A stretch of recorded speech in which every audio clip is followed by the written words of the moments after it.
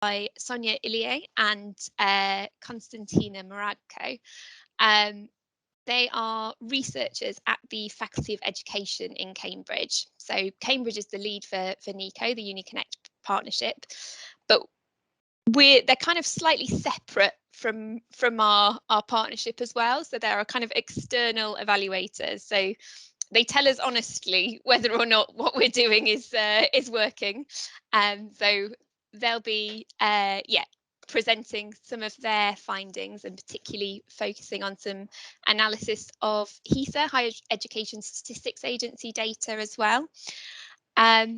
So that will be our first presentation, and then we'll also hear about two kind of specific research projects that we've done on particular groups. So one is looking at parental perceptions and engagements with their kind of young people's future options. And that's been carried out in Norfolk together with University of East Anglia, our partner our main partner in Norfolk, and that's been carried out by an organisation called Alterline. So we'll be hearing from Sharon Steele and Zara Lawson on that. And then the other project that you'll be hearing about this afternoon is about the perspectives of Black, Asian and Eastern European young people. And that research was carried out particularly with young people in Ipswich, and it was led by Katie Tyrrell from the University of Suffolk. So you'll be hearing from her as well. There'll be an opportunity for you to ask any questions and have a bit of discussion with the researchers who are all here today to talk about their research, and we'll be really interested to hear those questions and hear your views on the work. A few other kind of bits of admin to share as well, before I hand over. So we'll be recording the session here today. By default, your video and microphone should be switched off. So hopefully, you won't be in the recording unless you kind of want to be and you want to speak up and ask a question. So hopefully that's okay. But yeah, be aware that if you do speak up, and we would encourage you to speak up and ask questions, that will be included in the recording, and that will be made available after the session as well, to a wider audience of people who weren't able to be here today. And Alterline will also be running similar sessions tomorrow and Wednesday. So we'll share the details with that if you are particularly interested in what you hear today about their parental research, or you have colleagues who you think would be interested in that, then we can share some details about those sessions as well. And we'll share those in the chat during the session. I think that's everything I had to say by way of introduction. I'm sure Rebecca will correct me if there's anything I've missed. But yeah, I will at this point hand over to Rebecca, who will be chairing the rest of the session. And yeah, I will stay for the next 20 minutes and then quietly dip out to go to my other meeting and probably catch up on the recording later. Yeah, thank you, Rebecca. Thanks very much, Jenny. And without further ado, I shall hand over to Sonia Illier, and she's also joined by Konstantina in the meeting as well. But thank you, Sonia, if you're happy to present from here, that would be great.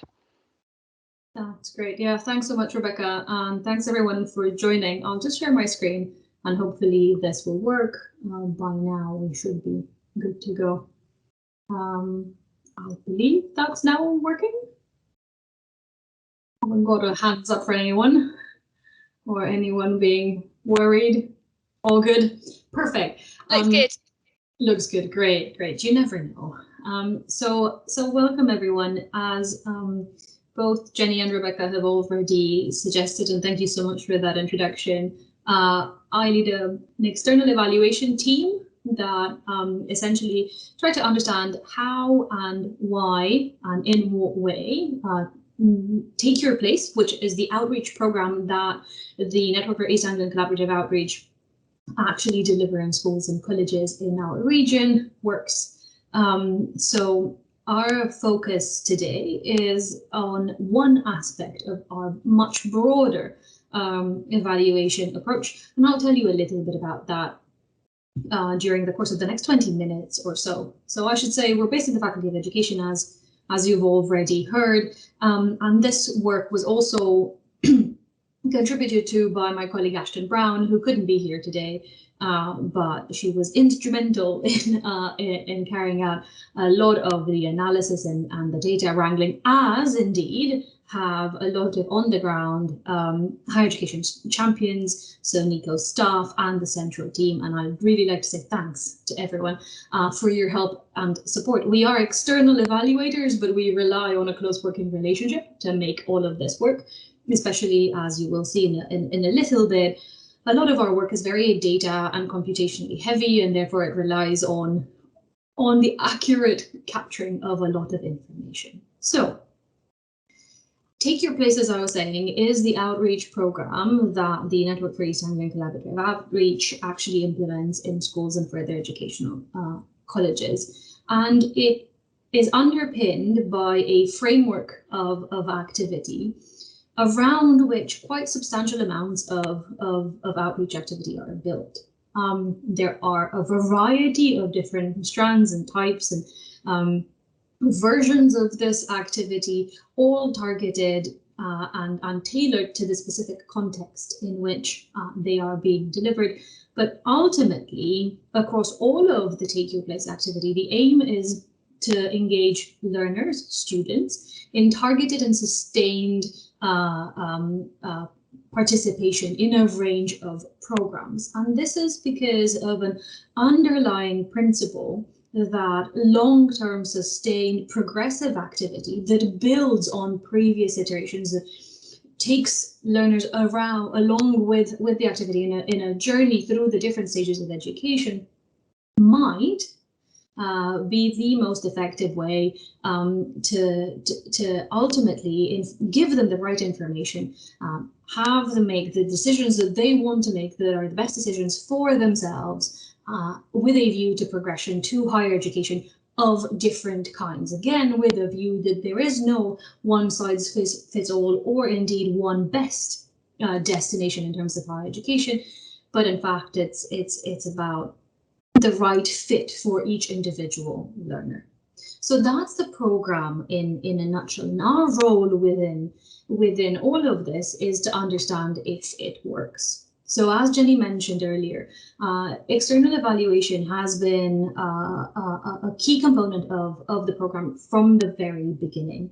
And we have looked in all of this intervening time at both the impact of the program and various aspects of it, as well as we have kind of spent time engaging with the process of change. And that is looking both at what happens within schools and colleges, both at what happens on the ground in terms of the delivery, and then how learners or indeed their parents or carers might respond to the type of activity that is being delivered. And particularly within the most recent parts of the program, so what we would call phase 2 and phase 3, coming up to the present day, we've taken a multi-dimensional perspective to this. At the macro level, we're interested in understanding how the program as a whole works. Now, obviously, with something as multifaceted and encompassing of many sub-interventions as Take Your Place is, this does mean that there is some variation in what precise types of activity and indeed the amount of activity that individual learners engage with. And as a result, we were keen to explore what we've called a meso level, or in other words, looking specifically at sub-programs or pockets of activity that is sustained and progressive, yet it's one of the many parts that make up the whole of Take Your Place. And lastly, we're looking in terms of impact at the micro scale, and that is really activity by activity and session by session. And again, wanting to say thank you to all of the staff in schools and colleges who collect substantial amounts of data in terms of the immediate reactions, both in terms of engagement and perceived outcomes from specific sessions that they run. And one of the key features that I think you will have realized kind of characterizes our approach to evaluation are high levels of data engagement, and that comes in a variety of shapes and forms. And one of those shapes and forms we're going to be talking about today. All of that work is facilitated by a couple of things. First, a national focus on evaluation, very much across all of UniConnect, or the National Collaborative Outreach Programme, as it was called in, I believe, 2017 when we first kicked off.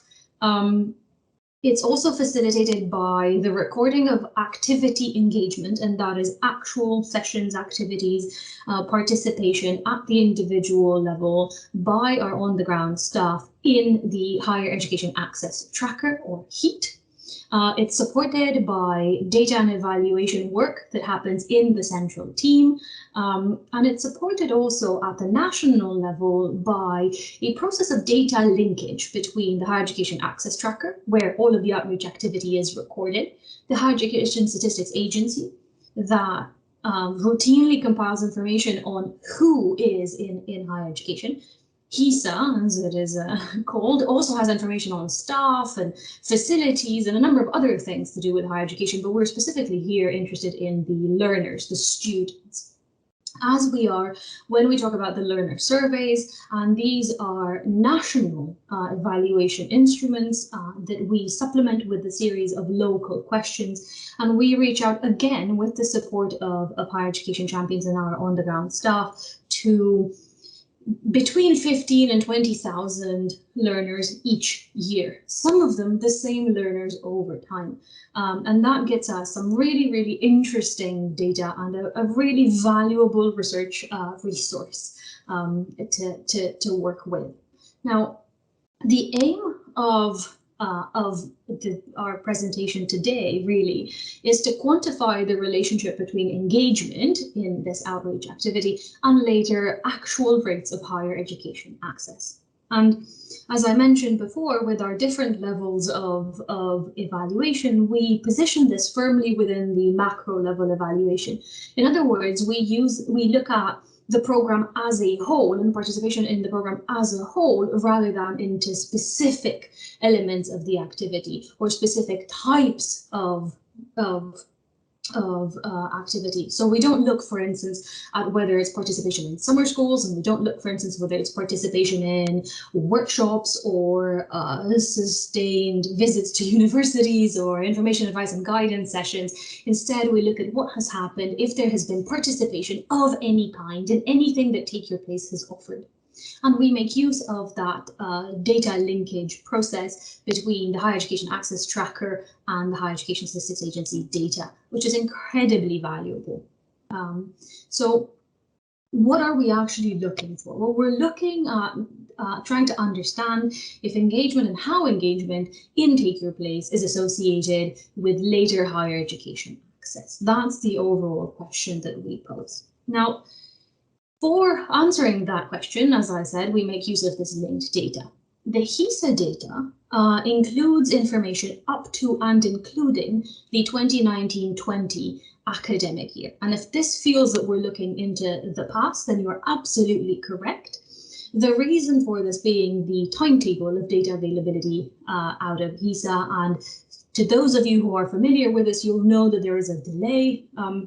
And that is normal because that's how it's built into the very nature of the academic years, which for HESA start on the, if I'm not mistaken, 1st of September and end on the 31st of August of the following year. And any engagement in a higher education course of particular kinds is recorded by HESA, and then we obtain that data linked to the Higher Education Access Tracker individual records of outreach activity participation. Now, a caveat here is that HESA data does not cover all types of higher education. Indeed, there are specific types of higher education provision and specific types of higher education institutions that do not report to HESA. And as a result, we cannot look at those outcomes with this data, and therefore we always consider the extent to which this analysis is not necessarily capturing the entire story.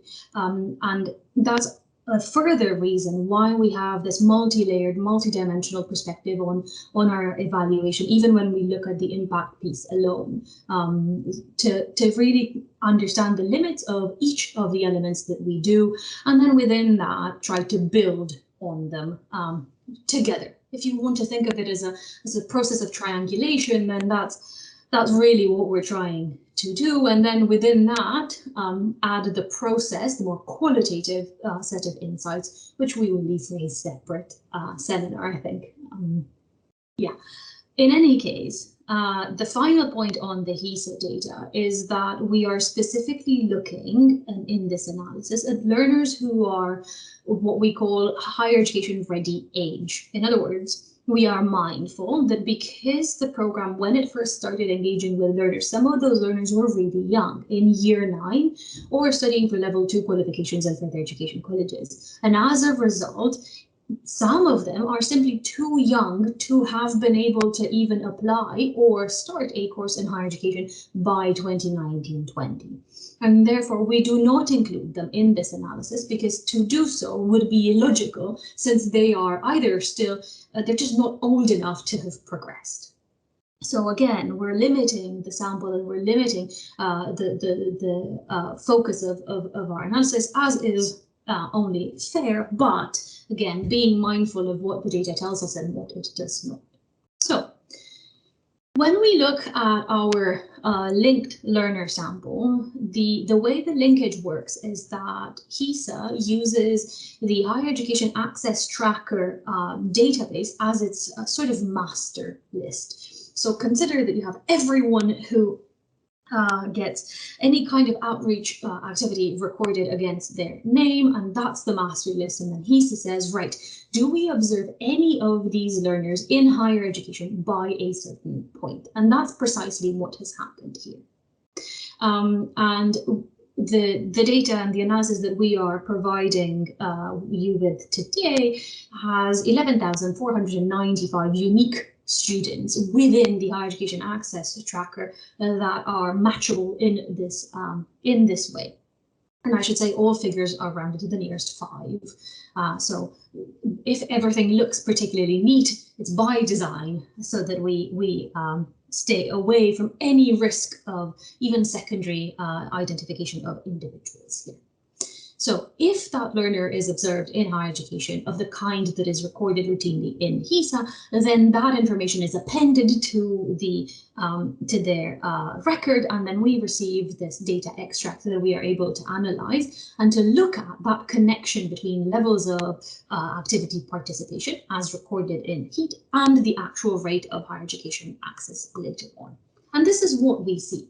See, of the just under 11,500 individuals, we observe about 30% progressing to higher education, and these are of students of higher education ready age, ever between the calendar years indicated, or the academic years indicated here on the slide. In other words, we are accounting for the fact that some people might take a year out. They might have non-linear routes into higher education. That means that they might step aside into the working world and come back in. Any of those things are accounted for in the short term here by looking at ever participation in higher education or access to higher education by 2019-20 for those learners of the appropriate ages. And we also can look at the hours of actual engagement in Take Your Place. Now, as I mentioned, we have to look at those of HE ready age. We also have to look at higher outreach activity that occurred at a time that would have allowed for those decisions around higher education access to be made in the first place. So in other words, while Take Your Place and neaco has been running for a number of years, looking at activity right now, participation in 21-22, and trying to understand if that is related to higher education access in 2018 doesn't really make any logical sense. So to do that, we restrict the level of participation or the level of the timing of participation in Take Your Place activity to phase 1 only, and that is everything that happened up until August 2019. And that is because it then allows for that transition into higher education to logically follow. It also means that when you look at the mean hours of engagement, that doesn't mean that that is the overall average hour or level of engagement for all children up to the current point. It is simply what happened initially. And what we see is a mean level of engagement of just under 3 hours, but with a minimum of 0. So we do have learners who have participated, who we know about in HEAT, so in the Higher Education Access Tracker, but they haven't actually taken part in any meaningful activity. And you might be wondering, well, how is that even possible? Aren't they in HEAT if they've taken part in activity? And if you've asked yourself that question, very astutely put, the answer to that question is that we also include on HEAT students' engagement or learners' engagement with their learner survey to make sure that we are able to track that over time. However, we do not include in the hours of outreach engagement that participation in the online survey itself. So we don't consider simply asking questions around higher education progression and a number of other things to be an intervention in and of itself. Instead, we focus only on meaningful activity. And that's why there are some learners in our sample who have a HEAT, Higher Education Access Tracker identifier, because they've taken part, they've responded to our survey. However, they have not then gone on to take part in any other kind of activity.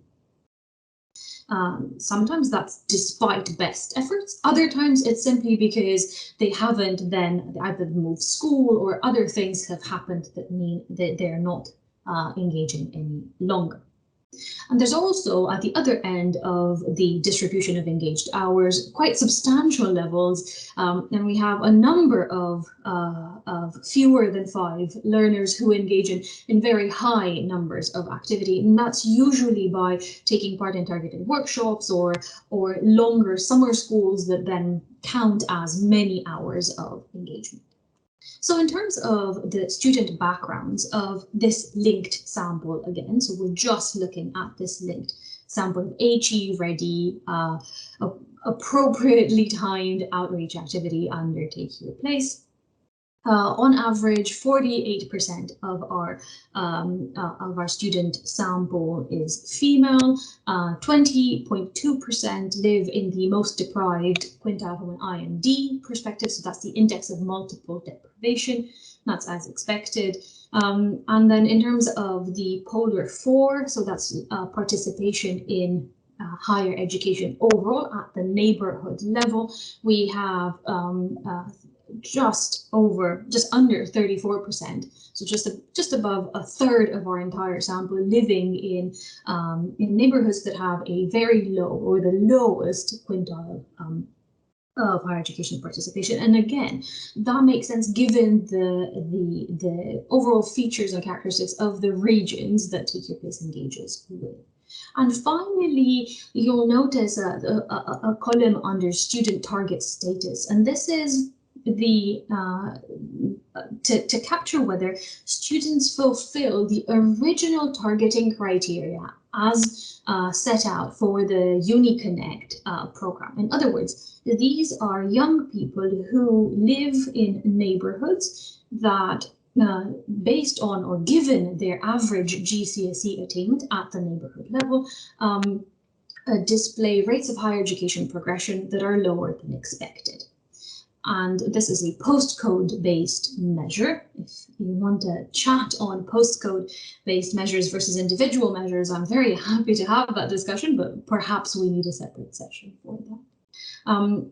In other words, in our sample, we have about 30% of our students who live in those kinds of neighborhoods. The others are peers of these target students who go to the same schools that serve these target students, but may not necessarily themselves be living in those neighborhoods. Right, so in terms of the analysis, and I'm drawing to a close here, what we do is we apply a linear probability model, and really just what that does is it tries to estimate the probability of higher education access, so that's our outcome variable, as a function of the contact hours, again, the number of hours engaged in Take Your Place activity, while accounting for a couple of variables, and these are the ones that you have seen in the previous table, and include year of study, again, the appropriate year of study for HE ready students. And what we then get is a result around that link between each additional hour of Take Your Place engagement and the probability of higher education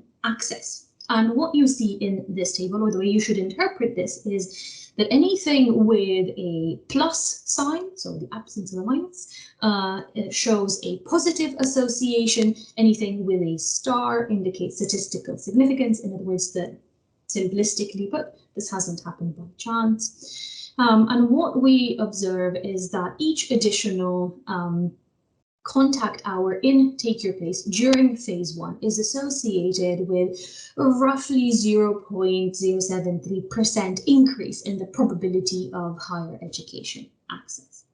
All else in this model being held constant. In other words, accounting for the fact that we might have differential access to higher education by gender, target status, polar, so higher education participation at the neighbourhood, or index of multiple deprivation quintile, again at the neighbourhood level.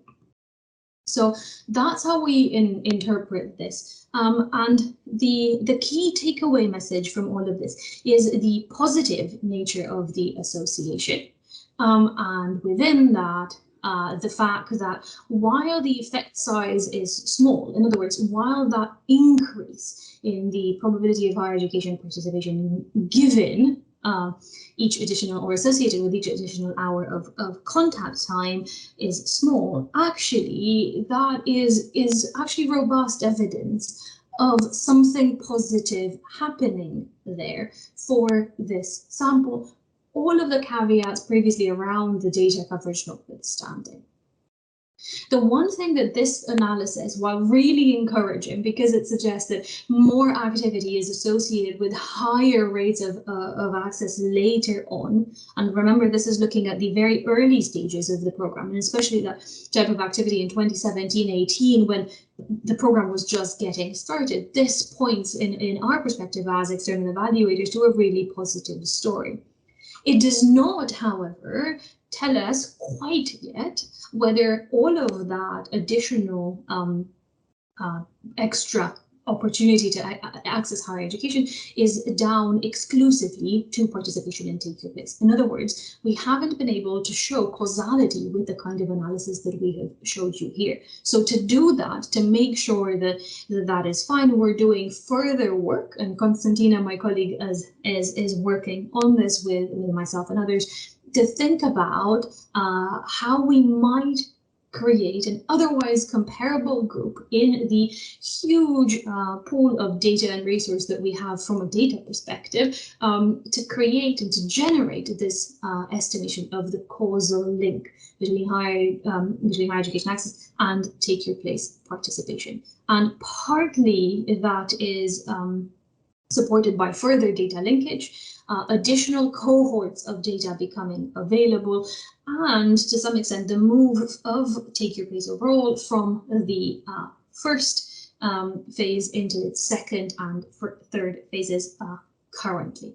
And we're also looking at a variety of potential other avenues for this identification, including what might have happened when things changed, maybe because of COVID or different kind of entry points into this by school and further education college. So I'll finish on this to say that our linked data analysis currently suggests that additional participation in Take Your Place activity during phase 1 was related to better chances of higher education access later on, even when accounting for student demographics, which in our opinion as external evaluators is a very good place to be, and watch this space for causal evidence. Thanks so much. Stop sharing. Thank you very much for that, Sonia, for that extremely clear run through of some of our latest findings and the work that you and your team have been doing.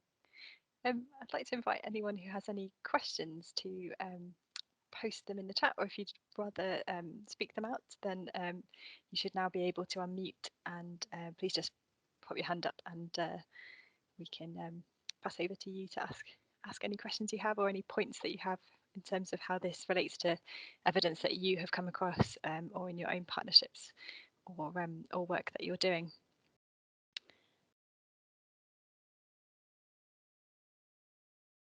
Any questions that anyone would like to ask Sonia?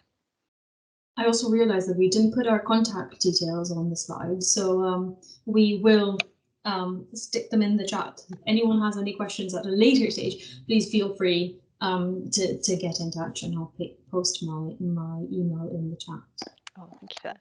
And I think we've got one from Scott, who has asked whether your work on this UniConnect evaluation has influenced your thinking about access to higher education or widening participation more generally. Well, thanks, Scott. That's a good question.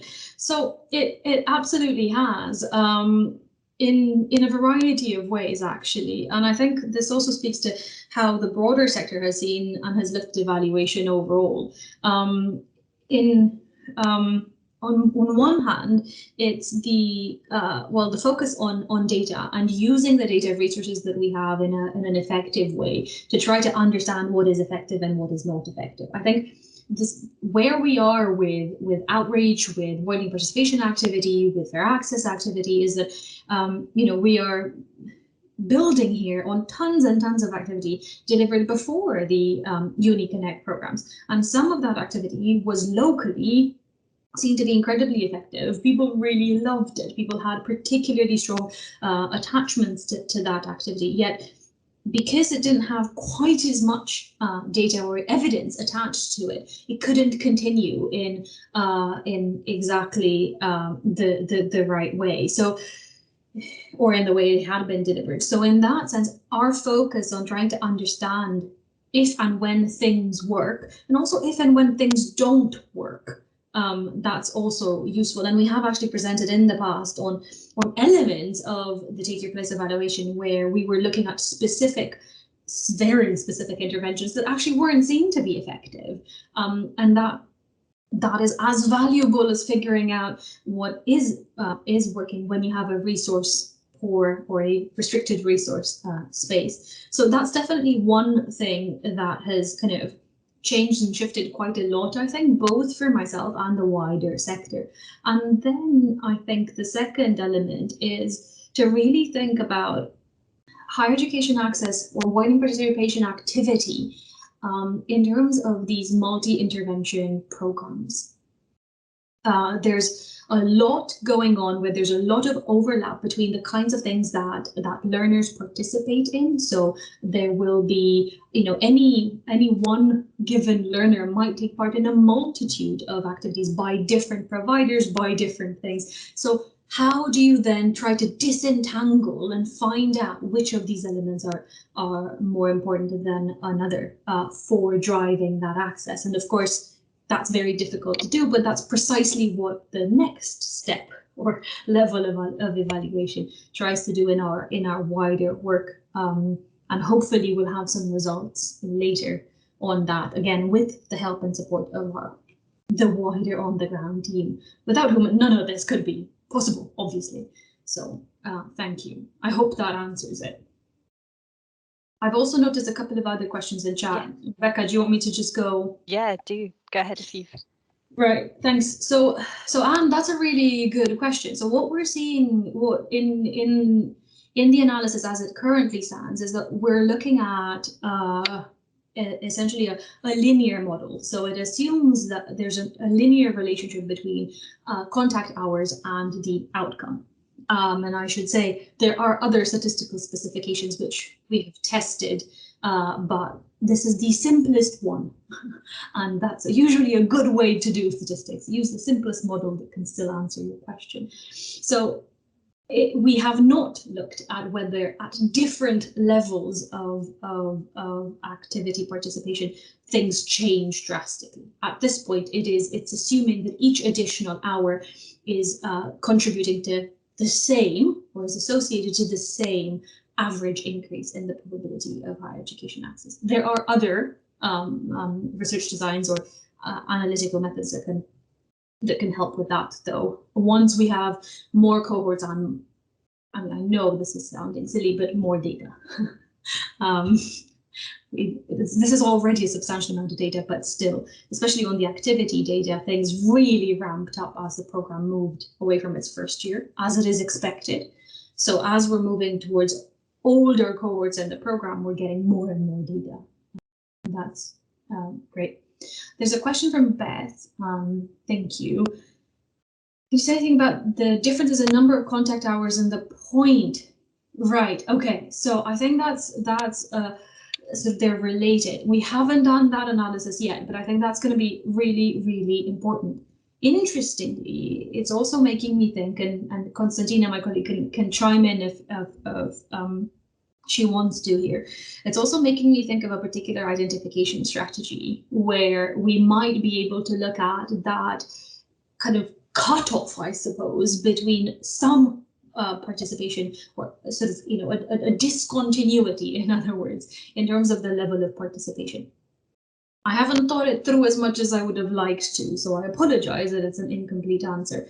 But this is exactly the space that we're in right now, trying to think a bit more carefully about this, and to look at that level of, or the distribution of contact hours a bit more carefully. We know what it looks like overall, but there's more to be done there. And I think the next step from that onwards is also to look at different types of activity, both that are program specific, so take your place specific, and this is really important for us as external evaluators because we work with the program that exists, but also from the perspective of the broader sector and the kinds of things that the broader sector might be engaging in. And again, as we get kind of into the space, into phase 2 and beyond, where the volume of activity is really high, we can then start to disaggregate in that way and understand those differences between types and then that kind of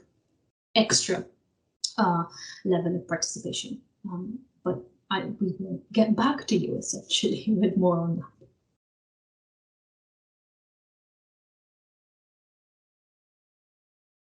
Thank you very much, Sonia. That's great. And are there any other questions that have come in? Yeah, so the point from Anne in the chat about kind of what type precisely, you know, we haven't done that work here at all, but that doesn't mean we haven't looked at it overall in the data. And indeed, Rebecca and colleagues have been busy over the years, kind of giving schools and further education colleges really detailed accounts of the type of activity that their learners have engaged in. And I think, Rebecca, everyone has found those really helpful. They're not about looking at impact quite yet. They're sort of the preliminary step, but what we're finding is that there are actually differences in the level of participation by school and by college and types of activity as well. So again, this is an incredibly rich data source to really look into. What we've been doing from an external evaluation perspective is always keeping quite closely aligned to our pre-specified evaluation plan, but there's much more that can be explored around that. That's great, thank you.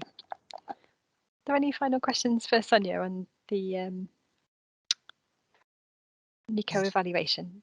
Thanks, Beth, for that comment. That's great. I could not harp that enough. Brilliant. If there are no further questions, you can always come back to them at the end as well if there are questions that occur as we're going through the next couple of presentations. I will now just hopefully give Zara from Altaline access so that she can share her presentation. We're now going to move on to, as Jenny mentioned, some research that we've been working on and has been commissioned by neaco and the University of East Anglia, looking at parents and carers in Norfolk. And Zara and the team at Altaline have been doing the hard work on this research and have got some really interesting findings to share with us. I will just pop in the chat now some of the other events that are coming up that Altaline are organising this week. So in case you would be interested to join any of these, which are on the similar themes. But on that, I will then hand over, Zara, to you to take it forward from here, if that's okay. Yep, that's brilliant. Thank you, Rebecca. I will just share my screen. Can I just check that everyone can see that? Yep, all good. Yes. Brilliant. Okay, thank you very much, everybody. Really excited to be here and to tell you a little bit about the project that we ran earlier this year. Before I get started, just for those of you who might not have heard of Altaline, we are specialists in sort of student insight in higher education, and we've been working in this field for about 10 years now, since 2011. We work across the UK and increasingly so internationally, and have actually worked on 70 higher ed campuses across the country. And what we really try to do is help our clients to, solve problems and drive positive change by understanding and underpinning an understanding of the people they are trying to support or help, and bring those voices to the fore. The project that we ran on behalf of neaco took place in July and August this year, and it was a qualitative project, completely qualitative methodology, where we asked parents to take part in two parts of the research. So we asked parents to take part in an online qualitative survey, and then we also invited the same parents, if they were still interested in taking part, to take part in a telephone or online interview. And the two stages of this methodology were deliberate, in a way to try and maximise engagement amongst parents and carers, and also ease people into the process, so they felt a bit more comfortable by the point that they were coming to a telephone or online interview with a researcher. In total, 10 parents and carers took part. Of those 10, 9 took part in the online qualitative survey and 7 took part in either telephone or online interview based on their preferences. The makeup of these, we were targeting very specifically parents and carers from areas with low access to higher education in Norfolk. So 9 of the 10 parents and carers were in Norfolk, and 8 of the 10 were from Polar 4 quintile 1 areas. The remaining 2 were from Polar 2 quintile. And most of them are in that sort of 30 to 49 age range, and the majority, again, 9 of the parents and carers were parents of secondary pupils and 2 had college age pupils. Beyond this, what we also wanted to do was apply a layer in our sampling of how engaged the parents were. So we asked in our screening criteria a range of questions which attempted to determine how engaged they were with their young person's education through things such as attendance of parents' evenings, engagement with school and college newsletters. And what we did was we took the people who had the lower side of the engagement in the first place. So it was a really challenging recruit, and the recruitment took place for a range of different channels, from social media to schools, promotion through neaco's channels, and promotion via third-party partners.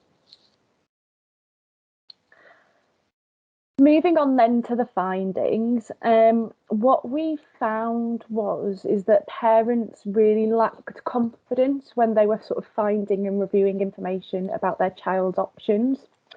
Now, as we can see here, we asked the parents that took part in the survey, the qualitative survey portion, how confident they felt with supporting their child's options once they have left school. 3 of the parents were in that not very confident range, and only 1 would say they were very confident in doing this. The reasons that parents give for this really suggest to us almost lack of information and digital literacy skills among some parents and carers. So they said they were unsure where to get information about their child's future options.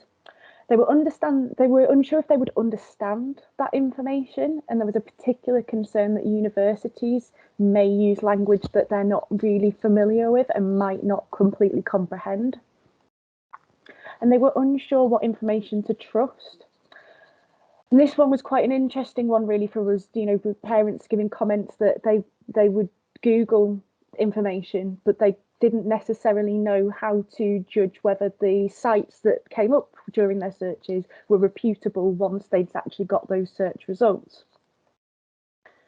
And then finally, the last reason here, and it's slightly different there, but parents felt they weren't getting enough from school, which made them lack confidence. And I think there's something really interesting there about that expectation that the information should be provided to them, rather than necessarily them actively seeking it out. When we asked about the conversations that parents were having, we found that this lack of confidence may be translating into how parents are engaging with their children. So all the parents we spoke to were speaking to their child about what they're doing at school and college and how they're doing at school and college. The former generally tend to happen more frequently. The conversations are much more general and quite casual, maybe just coming up quite naturally in terms of what their child is interested in and what they're doing during the school day. Conversations about how they were doing were less frequent and usually driven by external events in this calendar year, such as assessments or parents' evenings. When it comes to speaking about future plans, though, only 6 out of 10 of the parents we spoke to had spoken to their child about their future plans. And more worryingly, of those who did, they were having very, very few conversations. 1 or 2 parents had said they'd had more than one, but it was very infrequent for them to say that they were having more than one conversation with their child about this. And really, it seemed to be choice-based areas which drove conversations around this. So points in time where people may need to choose their GCSE subjects, or think about what they may need to do at A level.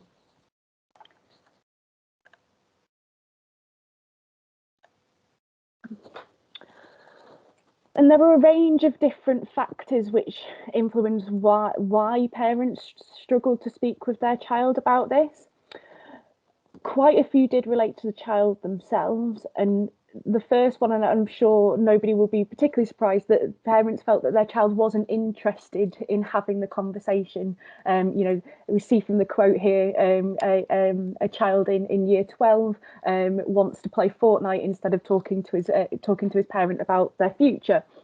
But also parents were concerned that their child was too young to have these conversations, and they didn't want to put them under too much pressure, and their child had a lot of time to decide, so it wasn't really the right time to have those conversations.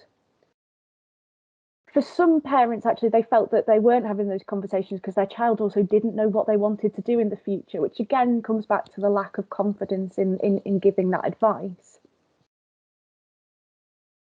Parents said that they don't speak to their child because they don't have the knowledge, they're unsure how to help, and are also unsure about the impact of COVID on their child's future options, particularly with not knowing how, when restrictions would come back in place. Thinking this was over summertime, where we may have been a bit more optimistic about what the future looked like, whereas now it may be a slightly different picture. But also, so much can change in the next few years in terms of their child's options because of this.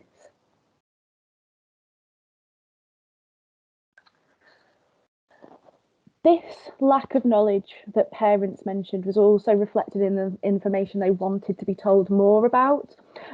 So we found that parents really wanted information about every step. So detailed steps from GCSE choices to options post qualifications to how to get into specific careers. They wanted information about the cost of different routes of entry and any financial support that was available to get there. They wanted information that would help young people who aren't sure what they want to do make decisions. And one really good suggestion was sort of recommended jobs for certain interests. And they also wanted information about gaining work experience or major companies hiring locally.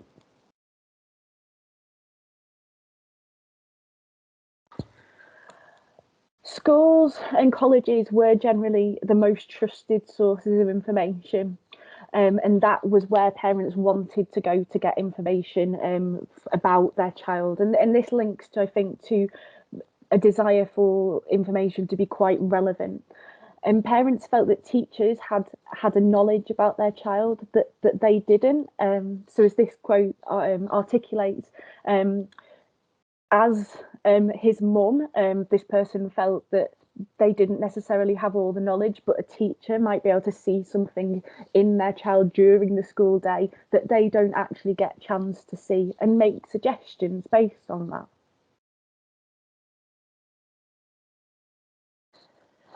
However, we found that there were a number of barriers to engaging with schools, and these did prevent parents from getting more of that information from teachers about this.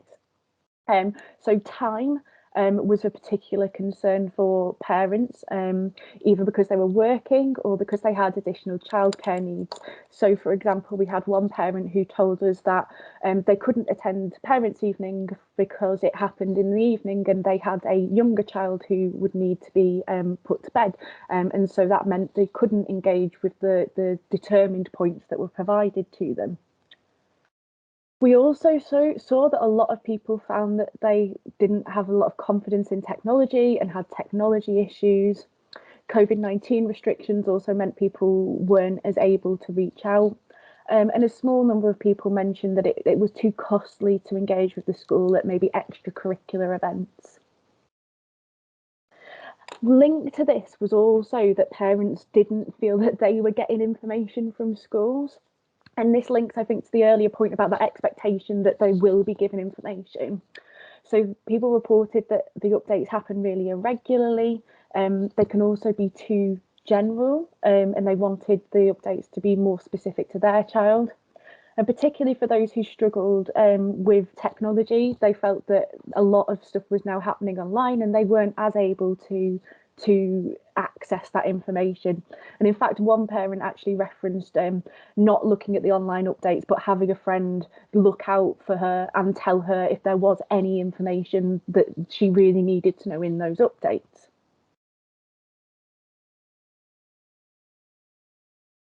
Linked to this point was that parents feel that they're not given enough opportunities to engage with other parents or teachers as much as they would like. And this wasn't all parents, it was, there were some parents who were completely happy not to have more engagement with other parents. But people did recognise that once their child had gone to secondary school, opportunities to engage with other parents at the school gates were much more limited. And there was a desire to have to see this and have more engagement with other parents so that they could share common experiences their children are going through. Teachers, particularly during COVID, were also felt to be quite inaccessible, and they felt that teachers often only really communicated with them if there was negative things to be said, if there were problems with their child's learning or progress or behaviour. And they really wanted to hear about some positive things as well. But parents were really reluctant also to engage with schools.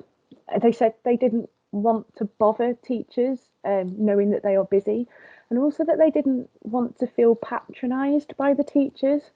And I think this is really interesting and a real challenge to bring up, that whilst parents do want to go to schools and they want to go to teachers because they trust them, there is also a lack of trust there that they will be able to effectively engage with them.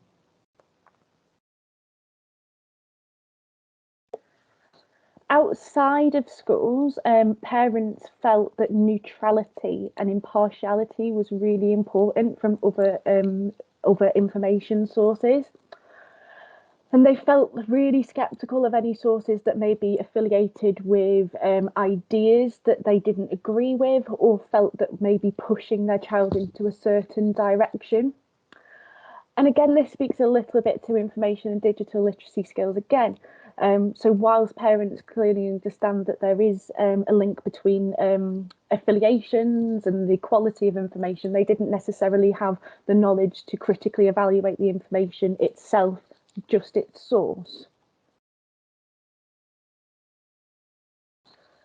Regardless of that, any information provided must be clear, relevant, and impartial and accessible. Parents wanted it to be really relevant to their child, suitable to also give to their child. So they didn't necessarily want information sources that were just for parents. They wanted information sources that could help them to communicate with their child. And they also want them to be able to highlight all the available paths available. Thank you. I will stop sharing now, and any questions? Thank you very much for that, Zara. That's really fascinating and great to hear from some of the words of parents as well. And that, so thank you we found it really really helpful insights into parents in Norfolk, and it'd be great to know whether that is something that resonates with other people's experiences as well. So if you'd like to post any questions in the chat, or do put your hand up, and you can also ask them by coming off mute if you prefer. So I've got a question from Anne. That need for impartiality, was there any awareness of UniConnect, and how did you recruit parents? Yeah, of course. So not that I'm aware of, but we didn't ask very specifically about UniConnect, or we didn't really touch on our questioning much about awareness of what is already out there. So I wouldn't necessarily take the lack of awareness that we saw as being true lack of awareness. And how did we recruit parents? So yeah, my colleague Sharon was much more heavily involved in the recruitment process. It was really challenging group to recruit. Obviously we were looking for unengaged parents, so by definition they were unengaged.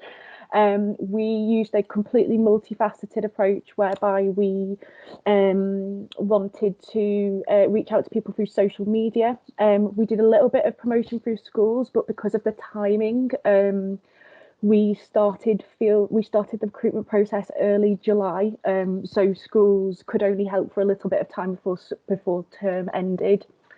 We also, neaco had it on their channels, so I believe on their website, and also we reached out to third-party partners to promote to their user bases. So and I believe we may have had a local radio show and advert as well. So yeah, quite a lot of different sources. Got a few more questions coming in here. So did any of the parents have any thoughts on what would work for them to connect more? And yes. I think related to that is, did parents say how they prefer to receive information? Yeah, so we did touch on that quite a bit. One of the specific areas of questioning we did go into was around events, and that did seem something like there was quite a bit of appetite. It was very, very individual, and parents really there was definitely a sense that some parents wanted more of that, I want to go somewhere face to face, I want to have conversations, and some parents definitely felt more that would be a barrier. So I think whilst events was a good one, a mixture of online, offline things where you can be anonymous and unseen and just watch, versus those where you can get more hands-on, were definitely ways that we could engage more. Also really through schools and social media, though I caveat that with, I appreciate that we did a lot of recruitment through social media, so that we may have had a slight bias in our sample for that final one. Very helpful, thank you. And Naomi mentioned it reflects some of the info that they've gathered, specifically the impartiality aspect. Our local authority parent carer project saw a big uptake in engagement over lockdown. And Madeline asked about, was a lack of laptop at home mentioned? Not that I recall. I think one of the things I thought was quite interesting is a lot of the time when we do research like this, we do offer telephone interviews and online interviews, and we did actually have a high uptake in our sample of telephone interviews, which is quite unusual actually, particularly also given it happened during the pandemic, which a lot of people had got a lot more used to using sort of video conferencing software than they had been. And I think that was driven by mainly access through mobile rather than a laptop, but it didn't necessarily specifically come out that access to a laptop was a barrier. Yeah, well, thank you. And Kate has said we inevitably end up using schools as gatekeepers for access to parents and carers. However, this can bring challenges with engagement where parents, carers had a negative experience of education. Are there any other environments where you can find parents and carers are more receptive to engaging and attending sessions? Yeah, I think that's totally true, and definitely something we saw hugely, that the trust but lack of trust, and a little bit of a circle trying to get out of it. A lot of the parents we spoke to really valued that local aspect. So nobody necessarily touched on alternative venues, but I think it was really important that anything was local to them. And I'm not from the area myself, so I'm not sure what geographically it's like, whether you have quite a dispersed polar population. It's quite concentrated, isn't it, around sort of Norfolk, Kings Lynn, etc. So I think there are, certainly things around those areas that can be quite local and targeted that would be quite engaging for those parents. That's really helpful, thank you. Any other questions, please do pop them in the chat if any other questions come up. I had a question about whether this is a group that you've spoken to before lockdown and before COVID, and just whether you've seen any changes in attitudes over time. I don't think so. I will go away and have a think about that. And there is another project I have in my mind that might, but we've not actually looked at it from that angle, whether there's been much of a difference. I think realistically the key themes feel very similar. I'd just maybe be interested to look at it from an angle of, is it more prominent throughout COVID, where it might have been less prominent before. That's really helpful, thank you.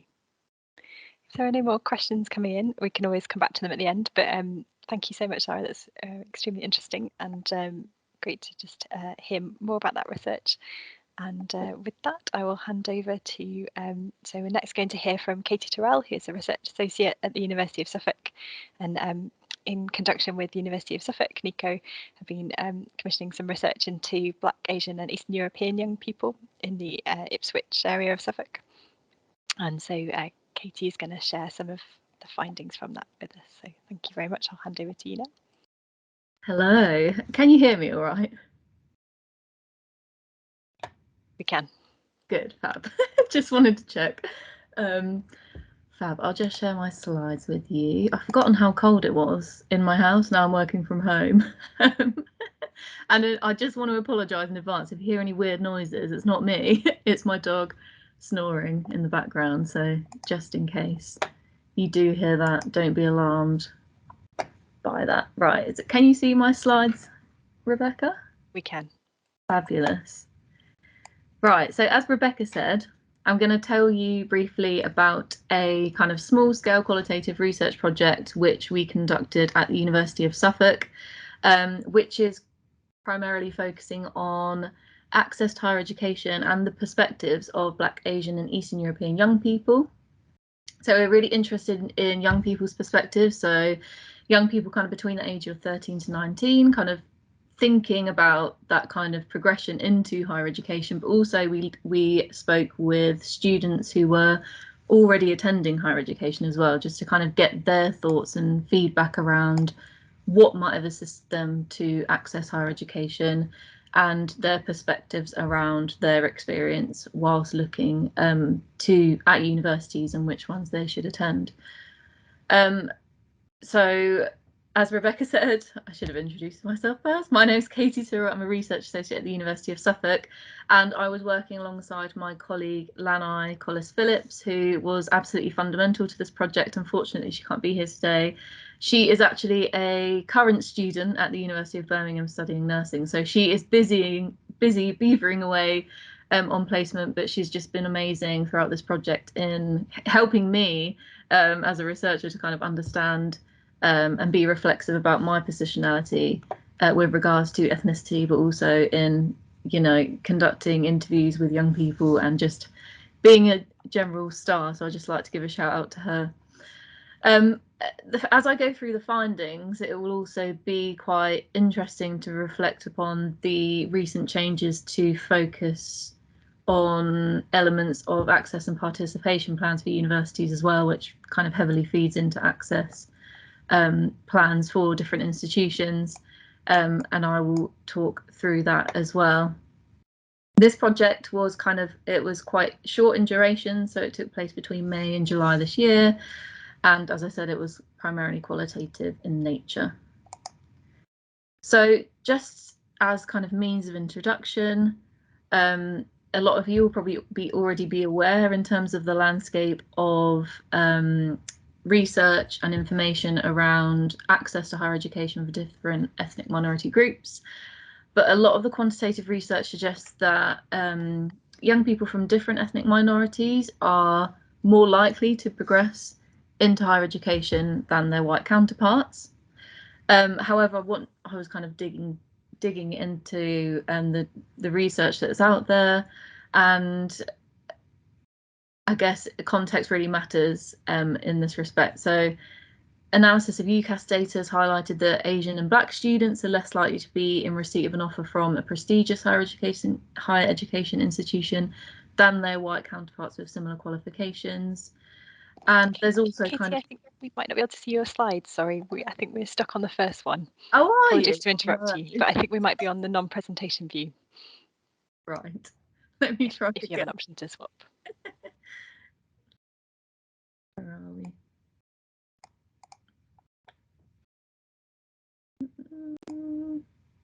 And this, I thought this worked so well, Rebecca, when we practiced the other. It's just that looks better.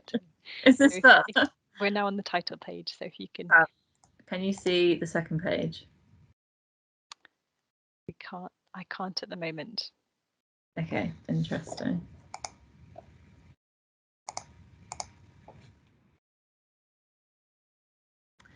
That's weird. Hang on, let me unplug this. If you're having any problems, I can always share from here. Right. Yes, we can now. Oh, and it's flipped back to the non-presentation. Yes. Yes. So we're on the title page again. Yes. Yeah, we can see it now. Great. Right, just give me 1 second.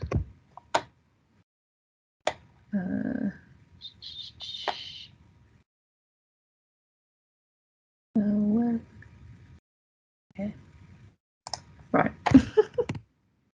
Sorry about that. Interesting. So can you see the introduction slide? We can. Oh, good. Fab. Brilliant. Oh, the joys of technology, how we're back in this position again.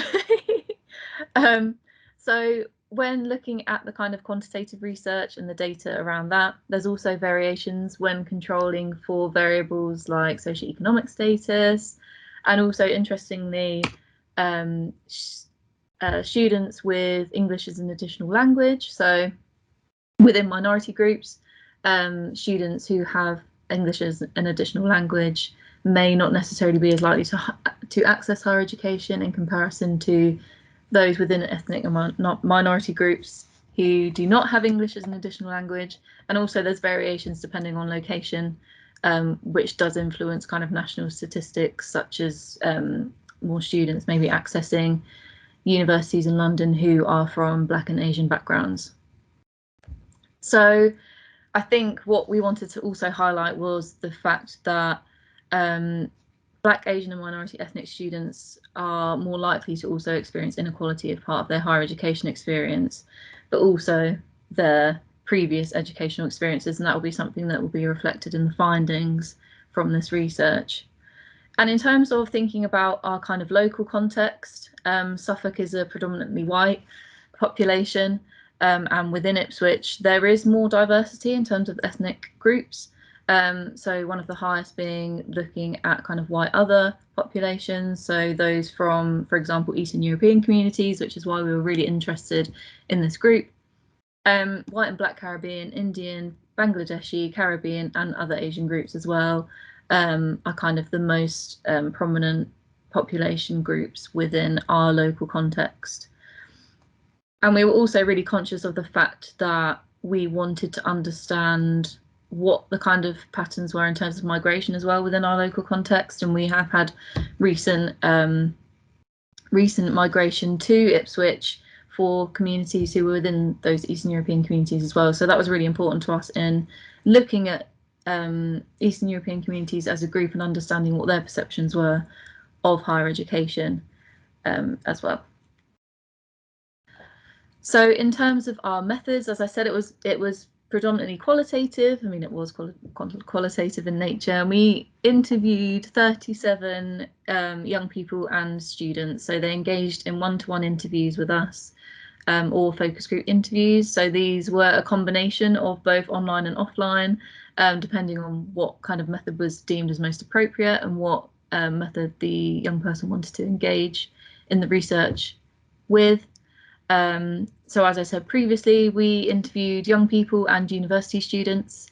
69% of our participants were based in quintile 1 and 2, so they're in those kind of most deprived areas. And we used HESA ethnicity categories when asking for demographic information of our participants. And we also had that option to self-define if they felt that the ethnicity, their ethnicity was not represented in our kind of pre-specified categories. We use thematic analysis as well as our means of analysis and building a thematic framework which represented our qualitative data. So these are the kinds of themes that we derived from our analysis of that qualitative data. So I'll kind of talk about these in more depth as I go through the presentation, but we had information around context counts and that kind of experience-based understanding of migration, of racism and discrimination, of parental influence. And then we had the importance of information, advice and guidance, and making sure that this kind of culturally represents what young people within these specific ethnic groups want to understand and want to find out in terms of what they need to know when accessing higher education and particular institutions. We have representation matters as well, which was kind of a really key theme, and I'll talk about that more in terms of thinking about the student cycle with regards to success and progression from higher education. And then finally building diverse higher education communities as well, and thinking about how that links with that representation matters theme, celebrating cultural diversity within higher educations and really nurturing the staff and students that we have in order to facilitate access to higher education. So in terms of context counts, this was kind of one of the first major themes, and Zara kind of already discussed this in depth, which was really super helpful in understanding parental perspectives on what was needed in terms of understanding access to higher education. A lot of the young people that we spoke with and students suggested that, you know, having family, parents who value education culturally was really influential in terms of decisions made to access higher education. And the Ipswich and Suffolk Council for Racial Equality also published a report a few years ago, which really highlighted the important role that parents and families play in influencing decisions to attend university, but also specific universities as well. We were also quite interested in how students and young people made sense of their migration status and how this, I guess, the level of establishment within their local area influenced how they thought about that area, but also what they thought in terms of accessing higher education. And then it was really important and for the young people we spoke with in raising the experiences of racism and discrimination that they had faced in the education system. So experiences kind of from primary school all the way up to secondary school, and then thinking about how that influenced their perceptions of higher education as an educational institution, and the kind of experiences that I guess they perceived would be likely to take place within a higher education institution as well, which was really interesting.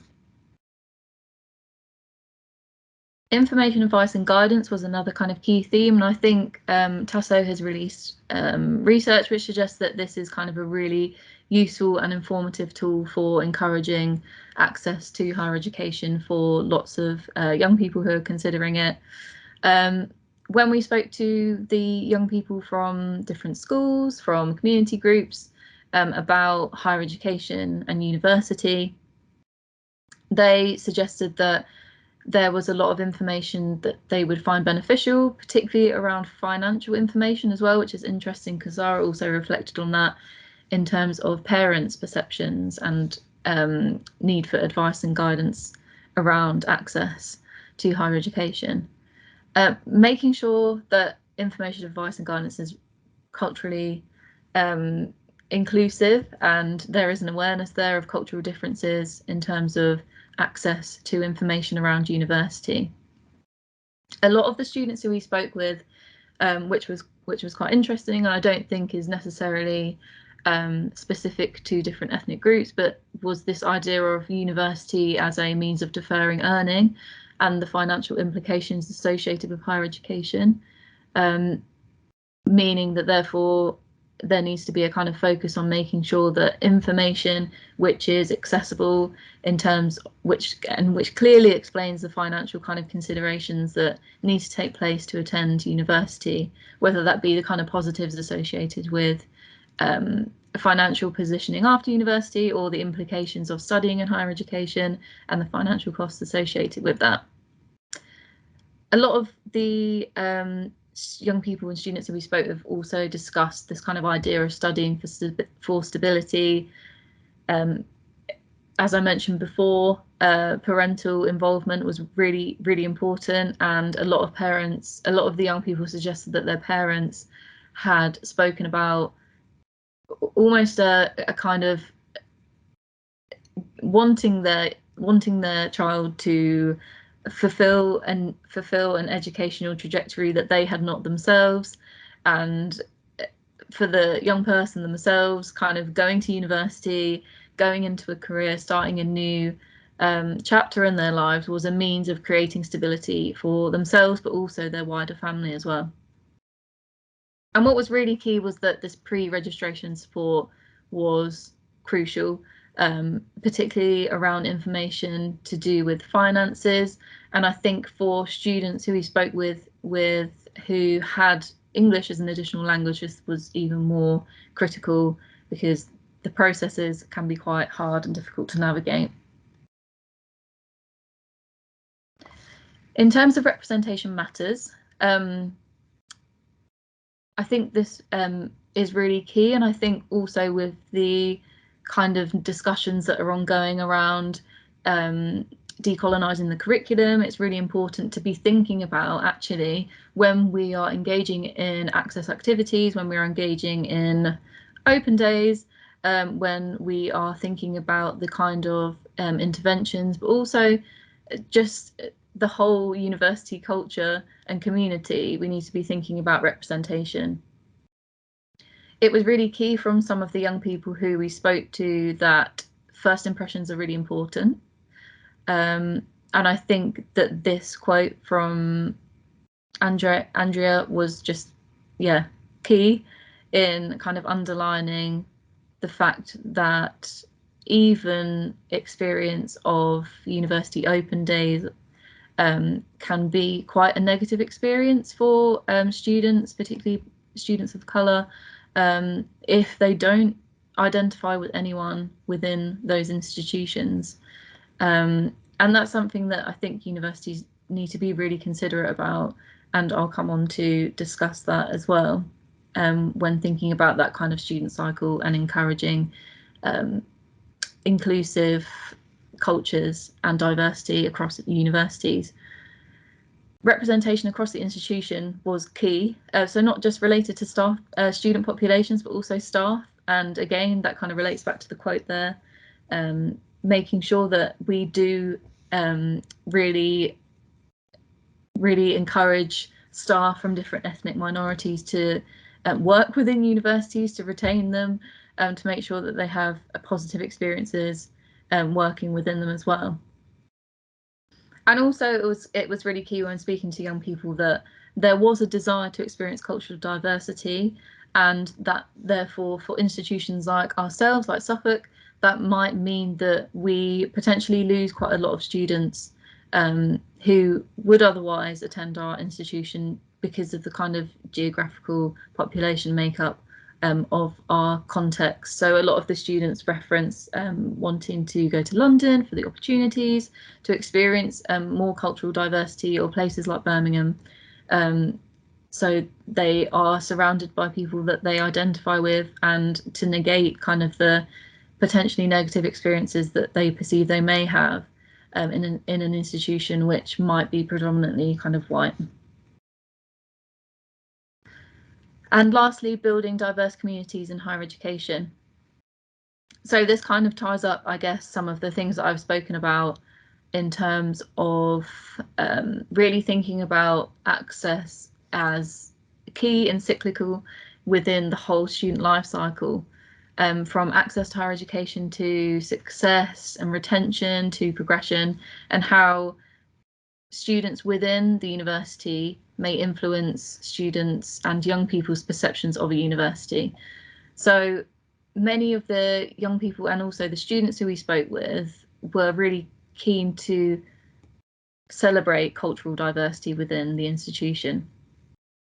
So it was really eye-opening, the fact that students from all different ethnic minority backgrounds who we spoke with wanted more opportunities to celebrate their culture. So for example, I think we had one student who was from Romania and suggested that just simple things like acknowledging that Easter is a really important time for them, just acknowledge the university acknowledging that and making sure there are opportunities to celebrate different events, different cultural important days, and to encourage that kind of connection with local communities as well. And going back to what I said previously, that kind of understanding the cyclical nature of the student life cycle and utilising meaningful connections with staff and students to develop outreach interventions. And I think that's been really key in a lot of work recently, is kind of understanding how we can work with students and staff from different ethnic communities, as opposed to kind of asking them. It should be us to make that effort and work alongside them to really help develop and shape how we might approach working with communities and making sure that higher education is inclusive and accessible as it can possibly be. So based on the research, myself and Lanai presented some suggestions and recommendations to our university. I say our university, my university, Lanai's at Birmingham, based on the research work. So we kind of suggested that being really community focused was key, and working with partners in your local context, whether that be, for us, it's kind of our Global Majorities Research Interest Group, our ISCRI, so the Ipswich and Suffolk Centre for Racial Equality and things like that. So working with partners to really respond to this. Looking at positive action and targeted interventions and addressing communities directly as opposed to grouping as the kind of homogenous BAME. All these different individuals from different cultural backgrounds will have very different experiences and very nuanced perceptions of university and higher education. So we really need to acknowledge that. Being data driven as well, so working with your internal university teams, looking at heat data, collaborating with kind of local authorities, looking at population data and the ethnicity data associated with that. And thinking about institutions and how they compare with other institutions with similar geographic or population statistics as well.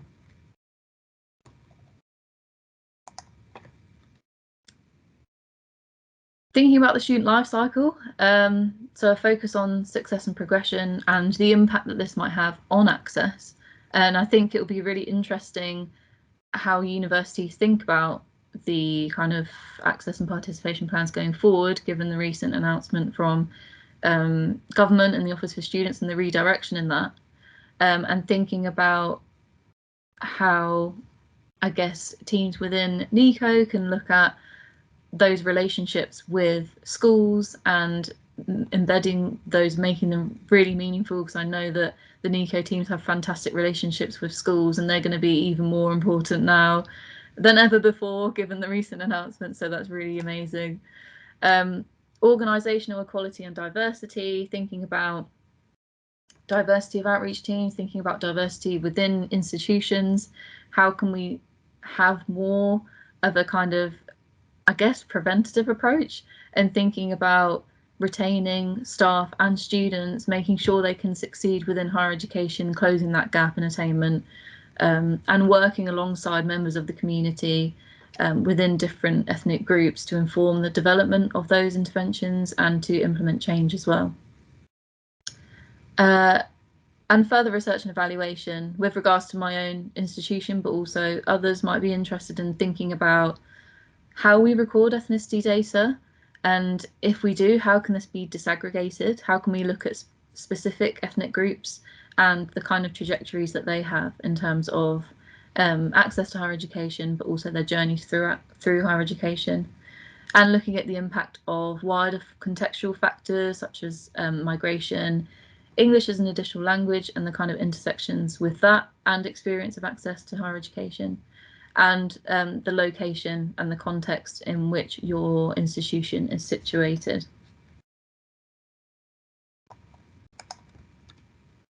So I have a video from Lanai here, which I'd really like to share with you because she's just fantastic and sums this up incredibly well. So it might be that you have to turn your volume up to get this to work, but we'll give it a try and hopefully you'll be able to hear this. Hi, my name's Lanai.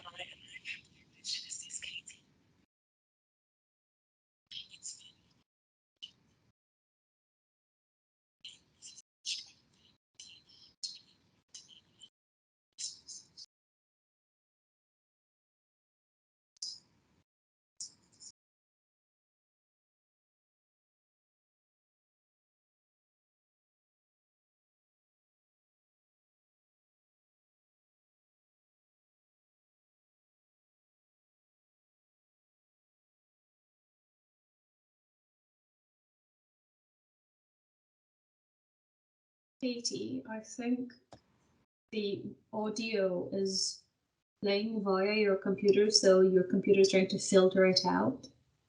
Oh, interesting. So do you think you could try to share the sound alongside your presentation if you restart your sort of screen share, and then it might work. Otherwise, it's thinking it's just background noise. Oh, okay. Oh, we did try this as well, but it's obviously not willing to play a game. That's fine. That's absolutely fine. What I'll do is I can share. I'll see if I can find the link and I can share the video in the chat if that helps. because it's definitely worthwhile a listen. Yeah, thank you, Katie. It's no worries. It's a great note to end on, and yeah, would really recommend everyone have a watch. But thank you very much for that extremely interesting, important presentation of such important research.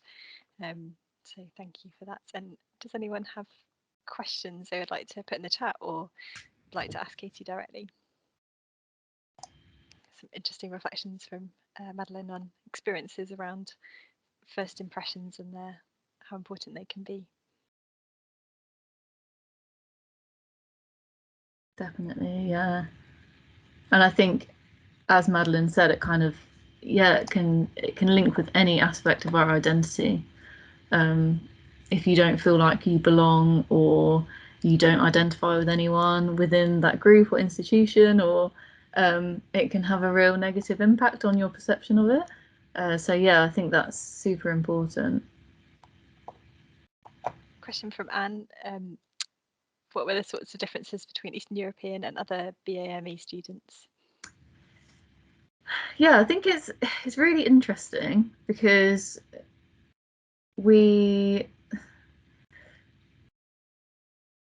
I think that there was a lot of difference in terms of how different communities, how established they were within their kind of local area. So a lot of the Eastern European young people that we spoke with suggest that they had families who had recently migrated, and I think that definitely has an influence on their experience and perceptions of kind of access and thoughts around higher education. It's really difficult because there were some students as well who were from different kind of Eastern European countries who had actually travelled over to Suffolk to study. So we were kind of chatting to them, and I would say there was, yeah, with those, it was kind of definitely self-driven, motivating factors to going to university. And I think equally with some of the young people within schools who we spoke with from these communities, it's so hard to unpick differences with different kind of ethnic groups, but there was definitely a drive. Yeah. It's really hard to generalize because we had it wasn't a very large sample, but yeah, there's definitely a kind of varied view of higher education.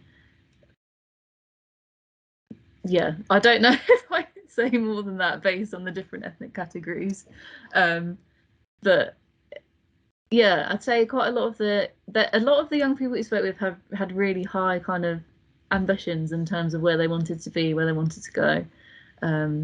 So that was really, really interesting and fruitful to hear from them as well. Thank you. A question from that came to my mind when we were thinking about this presentation was, is there a particular change, if you had to prioritise one change that higher education institutions should make in order to respond to the findings of the research and the barriers that you identified? Which one would you suggest they prioritise? Well, for me, I think what became really evident when we were speaking to students in particular, but also when we were speaking to young people about their experiences within educational settings, was that kind of experience of discrimination and racism that almost all of them had experienced at some point in their lives. And when we're thinking about higher education, for me, and I think what's interesting is that it's recently kind of been not uncovered, but the government's obviously having a different steer on this. But that kind of ensuring that we can retain and we can really celebrate cultural diversity within institutions, and making sure that they are accessible places, that we really look at equality and access for students and staff from different ethnic groups.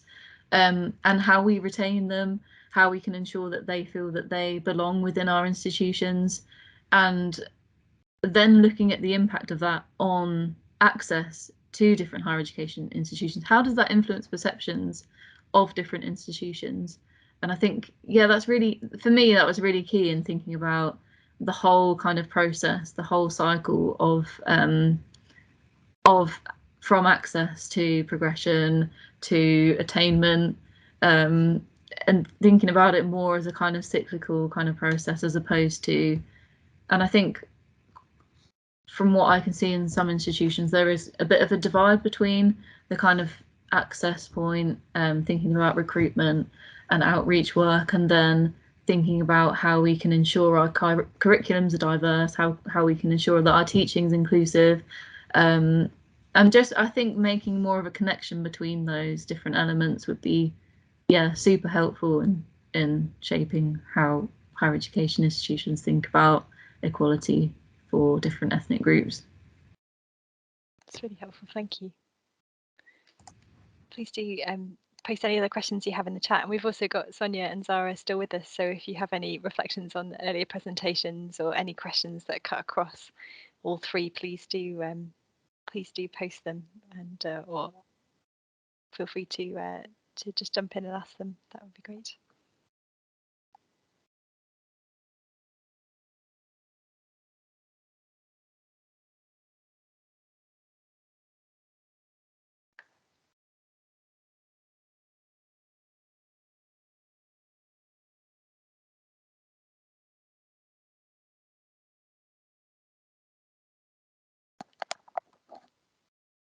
Zara, if it's not too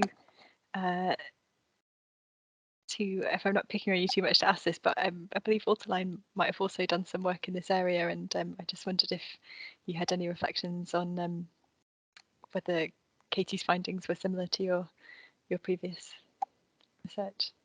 Yes, it will be picking on me because I actually was not involved in that project.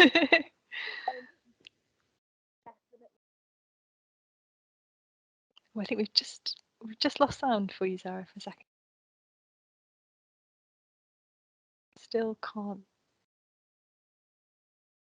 hear you. I think it's not just me. An extra mute. Is that working now? Yeah. Yeah, brilliant. It decided. Oh no, sound is still coming in from there, but it's not coming out through there. So, yeah. So we ran a project a few years ago which looked specifically at the experiences of Black students at university, because I think, reflecting on something that you said, Katie, about a lot of the effort maybe being put in the recruitment phase and not necessarily translating through the experience itself. Highlights, I wish I could tell you, but I'm sure we probably have a summary of it that's publicly available. Maybe Sharon will know more, that we'd be happy to share. Thanks, Zara. Sorry for picking on you like that. Gavin asked, he said, I think it's a tricky thing for us to get is getting senior staff in the university to actually make meaningful changes. Do you have any suggestions for external, any suggestions for particular methods to use aside from using similar data to what you have? Good question. I think it can be a struggle within quite a lot of institutions in gaining that buy-in from senior leadership teams. I think particularly with external drivers like the Office for Students, with focusing more on how we can improve equality and reduce kind of attainment gaps for minority ethnic students, that I would like to think that it would be embedded more in universities' approaches to this. We've been quite lucky in our institution in that we are very keen to try and kind of approach different areas. So, for example, we had quite a hard stance on online safeguarding, so that's our senior leadership team were really keen to try and combat that and kind of gender equality through Athena Swan and things like that. And the Advanced HE have got the Race Equality Charter as well.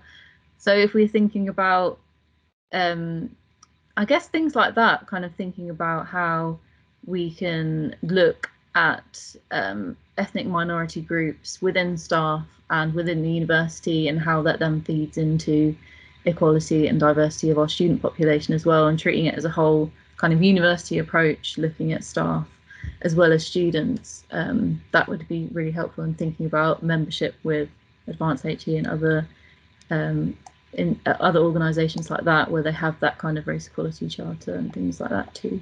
But yeah, difficult one. But yeah. Thanks for that, Katie. And in just a moment, I will just give an opportunity for any final questions. And if no one has any other questions coming in, then I will ask Kate's very good question, which would be, what is the one take-home message that each of the presenters would have for attendees based on the work that you've been sharing today? And I'll try and fill for a minute to give you a minute to think about that, because that's a big question. But yes. I'm happy to go first, Rebecca. So I suppose from our part, it's apologies for that, all the calendar notifications. So from our perspective, I think the evidence is pointing towards a positive impact for the overall program. I think the takeaway message is that while that is very much the case, we want to understand the more granular elements of participation, the more specific types of activity engagement, and also I think something that we haven't touched on very extensively in the presentation, but actually potentially looking at different kinds of routes into higher education, which is of a lot of interest, not just because there's kind of academic interest within that, but also because actually what we're seeing in a lot of reports, and there's something from the Social Mobility Commission about a year, not quite ago this summer, around sort of routes not taken and vocational education and things like that. There's quite a lot in there. So given that we have the ability, even if not all of the data yet, we have the ability to get that data in the near future, I think the take-home message is that we need to do that work. That's great. Thank you, Sonia. Would you like to go in order of presentations? Yeah, sure. I'm happy to jump in. I think from our perspective, it's really that I suppose I'm probably picking the biggest challenge, which is unpicking that trust issue with schools and how to best build back trust, I guess, of people who maybe haven't necessarily had the best experience of education or not necessarily engaged in education themselves, and how that then reflects in how they engage with their children's schools, and trying to build that trust back. And it's a really big challenge, but I think certainly it's one that, to be truly effective in engaging parents, is the one that really needs to be met. It's really important. Thank you. Katie.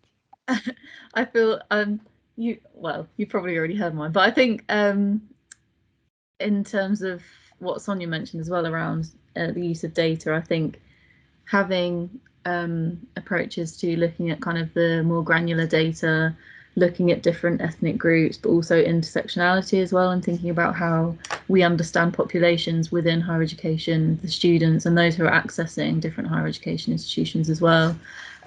So yeah, having a more granular idea about what particular groups might struggle in terms of access, but also thinking about the whole student life cycle and how universities can use that data in effective ways, and a movement away from BAME as a kind of homogenous term, and thinking about how access links with retention and progression from university as well.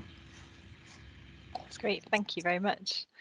Just found that such an interesting insight. So thank you so much to each of our presenters today, and not only for taking time to present your work to us and for being part of the seminar, but also for the extremely valuable work that you've done to put the research together and the the ways in which that's extremely valuable for us as neaco, and hopefully will be really helpful to everyone who's been able to attend today as well.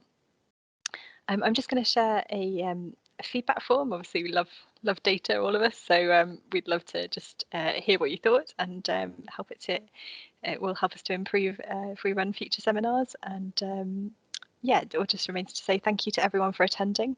We really appreciate you taking the time to listen to our research, and yeah, would be glad to engage further. So please do get in touch if you have any questions or comments or things that come up following that.